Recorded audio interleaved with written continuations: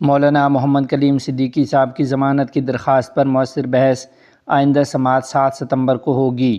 تفصیلات کے مطابق داعی اسلام حضرت مولانا محمد کلیم صدیقی صاحب دامت برکاتہم کی ضمانت کی درخواست پر ان کے وکیل محترم نے عدالت میں مؤثر اور مدلل دلائل پیش کیے ہیں۔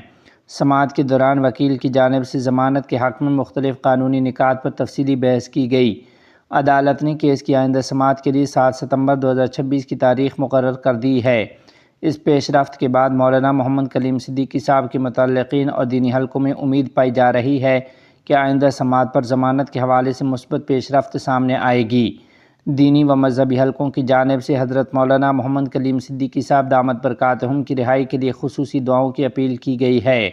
دعا کی گئی ہے کہ اللہ تعالیٰ ان کی رہائی کے اسباب پیدا فرمائے، تمام مشکلات آسان فرمائے اور انہیں جلد از جلد خیر و عافیت کے ساتھ اپنے اہل خانہ اور متعلقین کے درمیان واپسی نصیب فرمائے۔